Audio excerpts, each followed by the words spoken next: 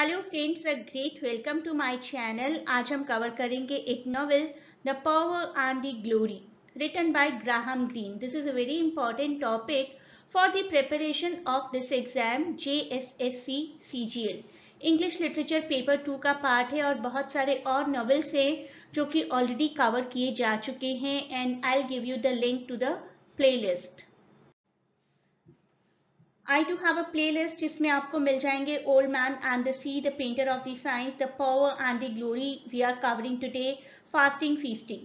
So this is the link to the playlist. Playlist का link आपको description में provide कर दिया जाएगा। You can prepare yourself and later on we will do important MCQs too. So for that purpose, to keep getting the updates, please do not forget to share and subscribe the channel. एक video already uploaded है जिसमें मैंने आपको बताया था कि आपको सिर्फ टॉपिक ही नहीं, राइटर के बारे में भी बहुत ही अच्छे से पता होना चाहिए। बर्थ ईयर, डेथ ईयर उस राइटर का, राइटर के दूसरे मेजर वर्क्स और रिलेटेड MCQs। तो हम सिर्फ नॉवेल के बारे में ही नहीं जानेंगे, हम ग्राहम ग्रीन के बारे में भी जानेंगे। He was an English writer and journalist regarded by many as one of the leading English novelists of the 20th century.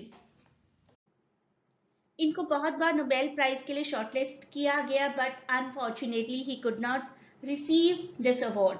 पहला पब्लिश नॉवल देखने में भी ये आपको MCQs के लिए आ जाए।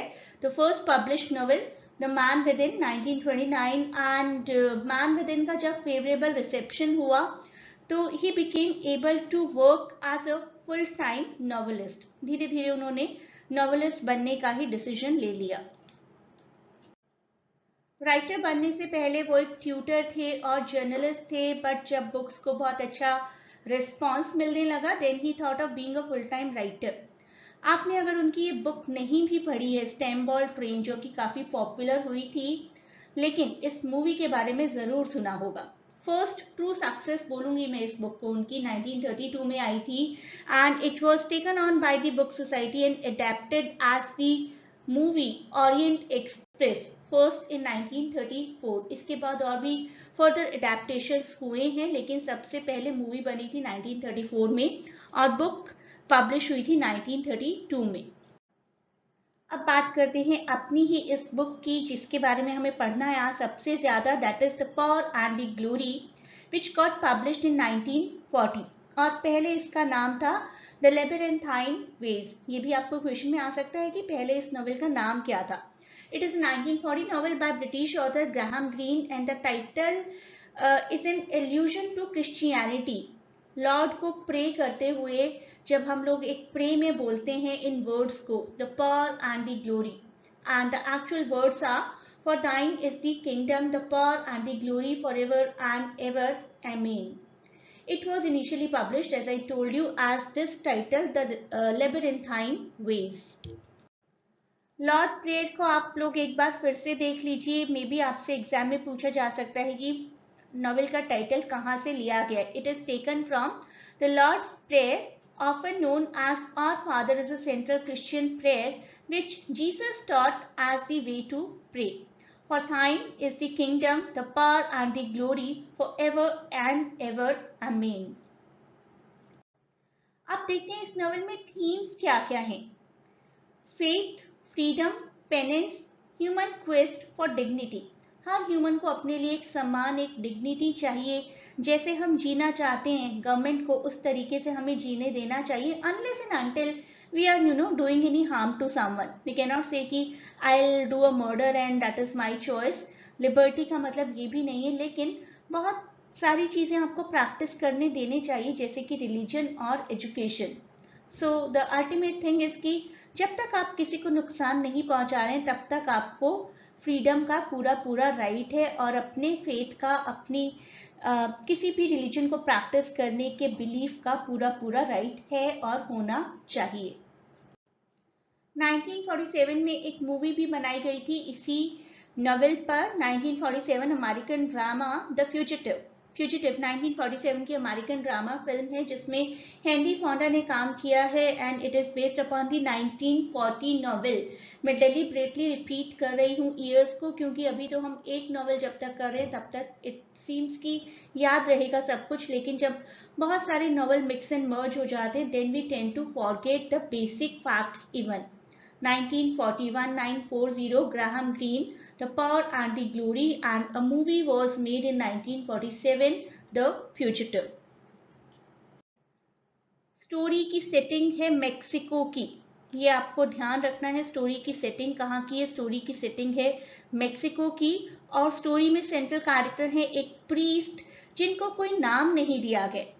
The story centers around a priest who is attempting to escape the Mexican state in which he lives, which has outlawed religion. Religion को practice करने के, अपने तरीके से practice करने के rights नहीं है।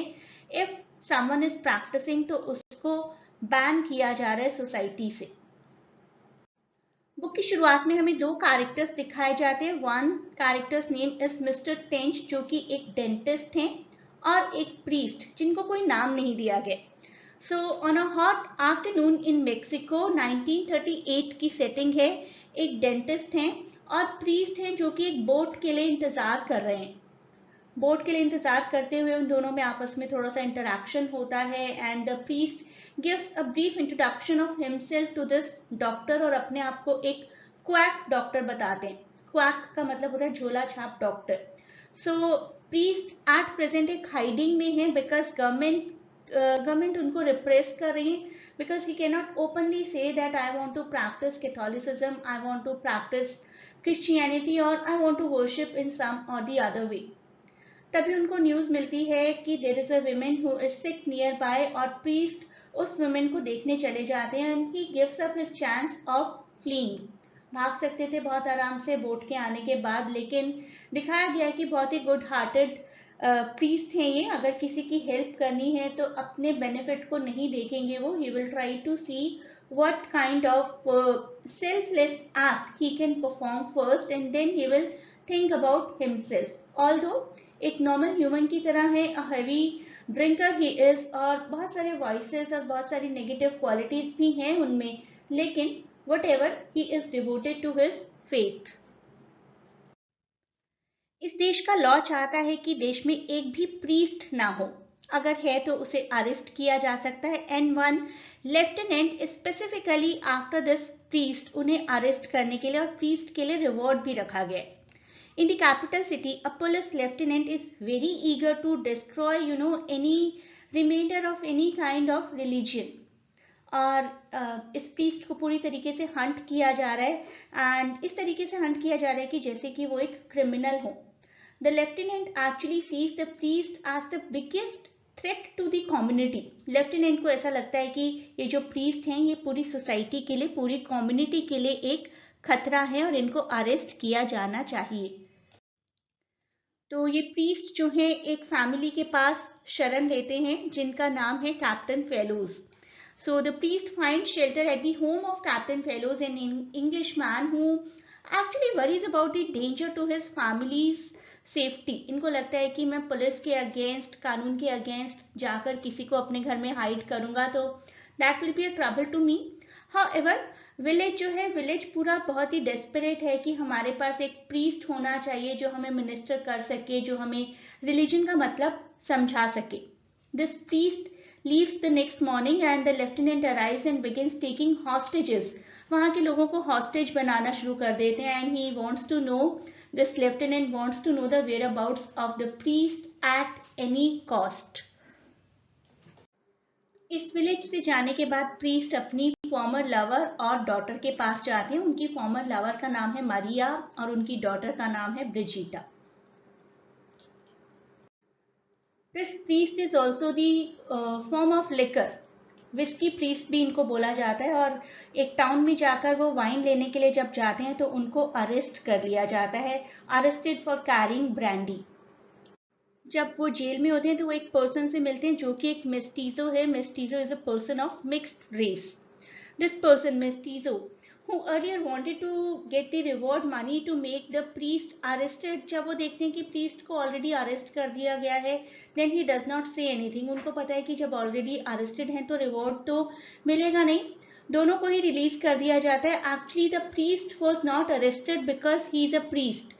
लेफ्टिनेंट को पता नहीं है अभी कि इसी प्रीस्ट को ढूंढा जा रहा था और इसी प्रीस्ट के ऊपर रिवॉर्ड मनी थी. इस प्रीस्ट को तो अरेस्ट किया गया at present for carrying brandy. तो दोनों को ही रिलीज कर दिया जाता है जेल से without the knowledge of the lieutenant.